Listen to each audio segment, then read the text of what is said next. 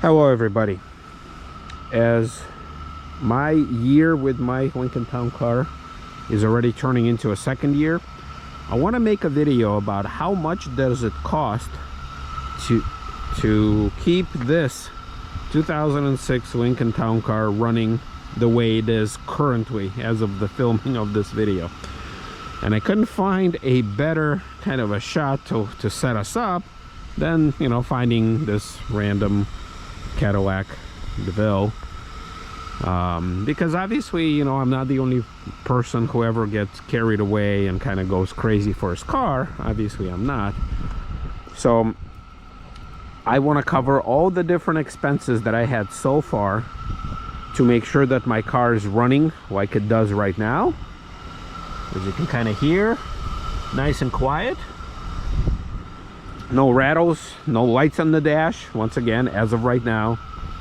And kind of take a trip back in time with you to see, you know, where it all started. And obviously, you know, review all the different little financial stuff that I had to overcome. Because obviously, you know, yeah, there's the cost of the car itself, which, you know, we'll go over. But then there's also all the repairs, all the stuff that I did do to, once again, to make sure that the car is running. And I think that's where most kind of owners find themselves in. You know, we love our cars, right? I mean, we all love, you know, some of you like this stuff, you know, this guy, which is unfortunately locked, otherwise I would have been jumping inside. You know, I love this stuff. I'm not gonna take it. It's gonna remain here. Hopefully somebody else doesn't take it. You know, but then we come to realize is that, oh my god, you know, mine is a 2006. I don't know what year this is. Once again, I'm just using this as a prop, trying to make this as interesting as possible.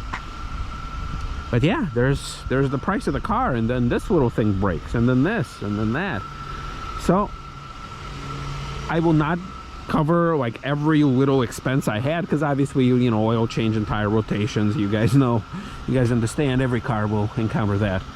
But it's a lot of repairs, and if you follow my videos, you obviously know there's a lot of stuff that could possibly go wrong, and so far, you know, some of it did.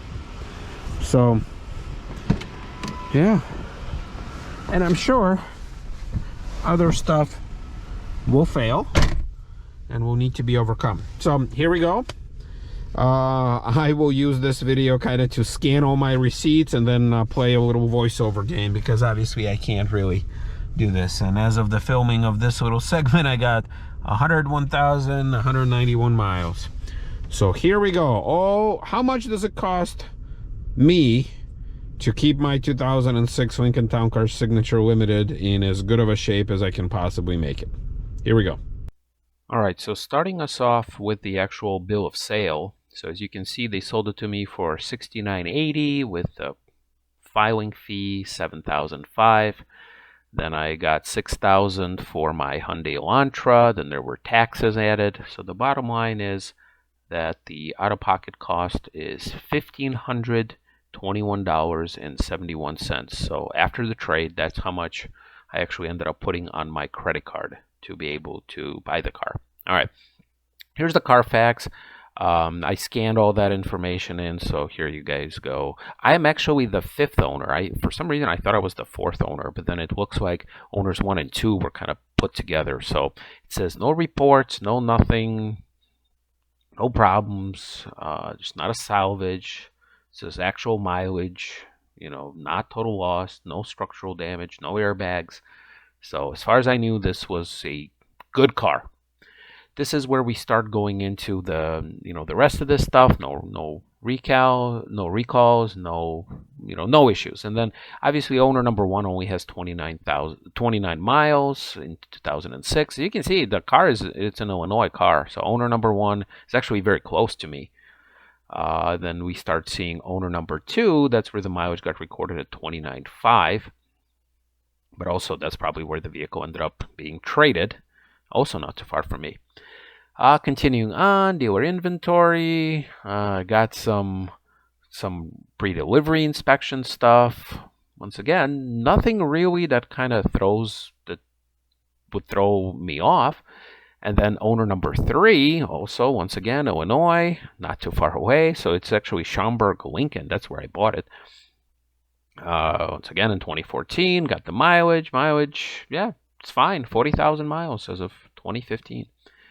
So here we go. That's where we moved to owner number 4, who had the car since 2015, looks like. Yeah, I mean, we got oil changes. A lot of oil changes here. Got the inspection. Crystal Lake, Illinois, St. Charles, Illinois. Okay, so it moved more south. But yeah, it looks like it's been serviced. What else can I say? When I looked at it, the dealership, I was okay with that. Yeah, I mean, nothing to catch my eye. And then ended up, all right, so kept it, serviced it. Once again, a lot of oil changes, so I like to see that. Traded it in, looks like, back to Schaumburg, Lincoln, December 9th of 2019. And that's where it is. And then the last mileage you can see there was 88,000. So, yeah, when I saw this at a dealership, I was kind of impressed, and the Carfax was good. So, good there. Here is the beginning of the actual expenses. So this is my first receipt here, dated February 28th. Oil filter change and install rear pads and rotors. So we got $300.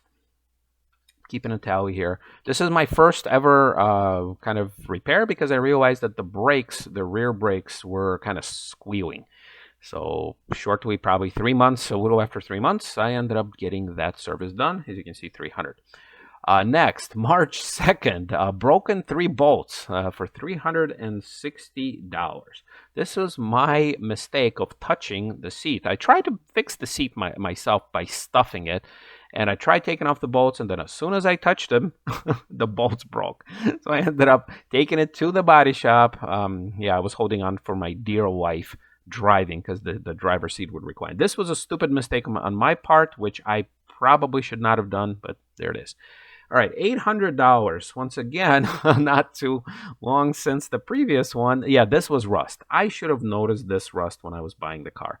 Would I have changed my mind in getting the car? I don't know. But yes, this is the right quarter panel and the left quarter panel for the rust, for the bubbling. You guys know that. I've documented that. And this was right before I started making YouTube videos, so I posted some pictures and some of my other repair videos, so you guys can check this out. Yeah, this was a big one.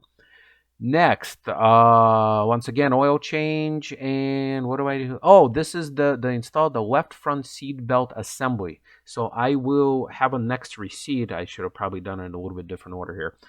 This is in June, so this is when I got the airbag light. I got the part, which the part is going to be separate. But yeah, this is for the labor to install it, I believe, on the driver's side. And plus I got the oil change too.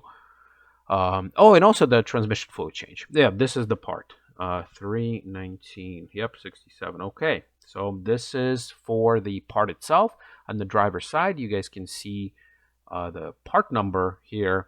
Yeah, so this little repair was about $419, because he took about $100 for his labor to actually install the part. And that previous receipt, I did transmission fluid flush, because I honestly didn't know when it was done. And yeah, I figured might as well do it. This one I bought for the passenger side. So after getting the driver's side and the light going away, that airbag light, it did go away for, I don't remember. I think I noted that in one of the videos. It came back. And when he scanned it again, it was the passenger side. So I was like, okay, well, then it's time to do it. For some reason, the shipping cost on this thing was insane. This wasn't like rush shipping or anything, but yep, $396 for that. Here we go. This is when, yep, $460. I got some sort of a noise coming from the wheel. I wasn't sure what it was, but when I took it in, he ended up replacing, so here, what does it say? Left front hub bearing assembly, and he had to replace the knuckle, I guess, where it snapped or something like that. Once again, I do have a video on that, and that was $460. $100. Install right front seat belt. Okay, so this is another $100. So once I got that second part on the driver's side, I got charged $100 for labor, and that eventually solved the airbag light. And I swear to God, if it wasn't for those freaking beeps that you just could not get rid of, I would have probably just let it go. But another $100 well spent. Combine it with the part, yeah, another almost $500 repair. Oh, this is a good one. So another $100 for those hinges to do the sagging door. I think the part itself was pretty cheap, and I bought it off of eBay, so I don't have that in this scan, but yeah, so I supplied the hinges, which was, I think it was about $60, so I'll pencil it in. But yep, he changed that. That was a failure, and we all know how that ended up being. And that ended up being another $100 for me to actually take it to this body shop, the same body shop that did my rust repair, and that was $100. And then they did it for some reason. They did the sags. They have capital A, and yeah. So that was the final repair on the sagging driver's door. The most recent one, and actually the last repair, for $320, install ignition coil and cylinder number 1, and I ended up changing out all spark plugs. And that was the check engine light. It was the, actually, well, I got the first check engine light, which got cleared. And after that ended up happening again, and that's when we did that sludge thing. And here we got a couple more parts. So this is that emission tube that somebody helped me to identify, and I switched it out myself because the original one was rubber and was frailing. And then here are the hinges and the pins. I ended up not actually needing to replace hinges, but I did, and then the pins weren't even used at all.